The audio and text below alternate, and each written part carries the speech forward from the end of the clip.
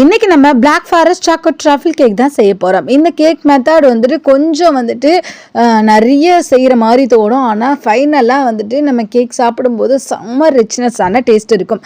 கடையிலெல்லாம் ஒரு பீஸ் வாங்கினீங்கன்னா கூட 90 ரூபீஸ்க்கு மேலே தான் இந்த கேக்கை வந்து சேல் பண்ணுவாங்க. அந்த அளவுக்கு வந்துட்டு இந்த கேக் அவ்வளோ சூப்பர் யூனிக் டேஸ்ட்டாக இருக்கும்.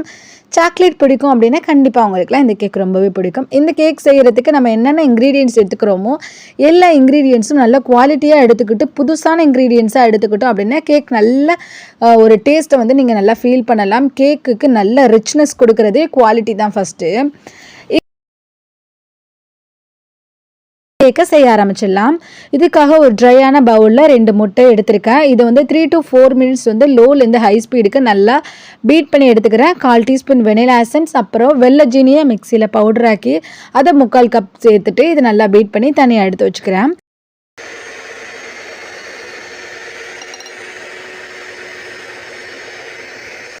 இன்னொரு பவுலில் ட்ரை இன்க்ரீடியன்ஸுக்காக 1/2 கப் அளவுக்கு மைதா மாவு, 1/4 teaspoon baking powder, 1/4 teaspoon baking soda, அது கூடவே 2 டேபிள் ஸ்பூன் அளவுக்கு நம்ம கொக்கோ பவுடர் சேர்த்துக்கலாம். இது எல்லாத்தையும் நல்லா சளிச்சு தனியாக எடுத்து வச்சதுக்கப்புறம் நம்ம இந்த ட்ரை இன்க்ரீடியன்ட்ஸ் அந்த வெட் இன்க்ரீடியன்ட்ஸை மிக்ஸ் பண்ண போகிறோம். ஃபைனலாக நம்ம இது கூட 2 டேபிள் ஸ்பூன் அளவுக்கு ரீஃபைண்ட் ஆயில், 2 டேபிள் ஸ்பூன் அளவுக்கு காய்ச்சி ஆற வச்ச பால் சேர்த்துட்டு நல்லா அந்த பேட்டரை ரெடி பண்ணி வச்சுக்கலாம். இப்போ இந்த பேட்டரை வந்துட்டு நம்ம ஒரு 6 இன்ச் டின்னில் வந்து பட்டர் ஷீட் போட்டு ஆயில் அப்ளை பண்ணியிருக்கேன். அதில் ஊற்றிட்டு நம்ம இப்போ ஓவனில் 25 மினிட்ஸ் வந்து குக் பண்ணி எடுத்துக்கலாம். 180 டிகிரியில் ஓவனை டபுள் சைடு வச்சுக்கோங்க. இப்போ நல்லா குக் ஆனதுக்கு அப்புறம் கேக்கை வந்து நம்ம அசம்பிள் பண்ண ஆரம்பிச்சிடலாம்.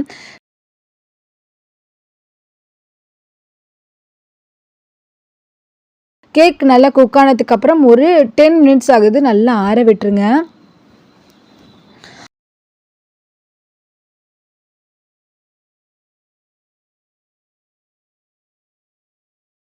ஆற விட்ட கேக்கை அசம்பிள் பண்ணுறதுக்காக ஒரு 3 லேயராக கட் பண்ணி எடுத்துகிட்டு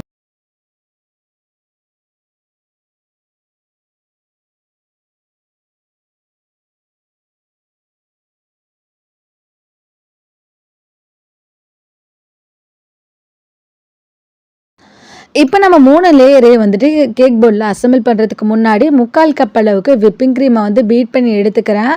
இது மட்டும் இல்லாமல் 1/4 கப் அளவுக்கு விப்பிங் க்ரீம் அண்டு 1/4 கப் அளவுக்கு டார்க் சாக்லேட்டை வந்துட்டு டபுள் பாயிலிங் மெத்தடில் நல்லா மெல்ட் பண்ணிவிட்டு இதை நல்லா ஆற வச்சு தனியாக எடுத்து வச்சுக்கிறேன். இப்போ நம்ம வெறும் விப்பிங் க்ரீம் கொடுத்து 3 லேயரையும் வந்துட்டு நல்லா ஃபில் பண்ணிக்கலாம். ஃபில் பண்ணிவிட்டு ஒரு க்ரம்ப் கோட் கொடுத்து 10 நிமிஷம் ஃப்ரீசரில் வச்சுருக்கேன். 10 நிமிஷத்துக்கு அப்புறம் நல்லா க்ரம்ப் கோட் செட் ஆகிடும். இதுக்கப்புறம் இந்த விப்பிங் க்ரீமோட நம்ம என்ன சேர்க்க போகிறோம் அப்படின்னு பார்த்தோன்னா நம்ம dark chocolate and whipping cream வந்து மெல்ட் பண்ணி வச்சுருக்கோம்ல அதை இது கூட சேர்த்துட்டு ஃபுல்லாக வந்துட்டு கேக் ஃபுல்லாக அப்ளை பண்ணிக்கலாம். கேக் ஃபுல்லாக அப்ளை பண்ணதுக்கப்புறம் இன்றைக்கி சிம்பிளான டிசைன் தான், அதனால நிறைய டார்க் சாக்லேட்டை நல்லா துருவி சைடெல்லாம் வந்துட்டு அப்ளை பண்ணி விட்டுக்கிறேன்.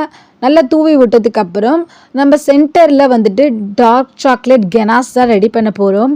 இதுக்காக 1/4 கப் அளவுக்கு டார்க் சாக்லேட், அது கூட 3 டேபிள் ஸ்பூன் அளவுக்கு பட்டரை நல்ல டபுள் பாயிலிங் மெத்தடில் மெல்ட் பண்ணி ஆற வச்சுருக்கேன். அந்த மெல்ட் பண்ண டார்க் சாக்லேட் அண்டு பட்டர் வந்துட்டு மிக்சிங் தனியாக இருக்குது.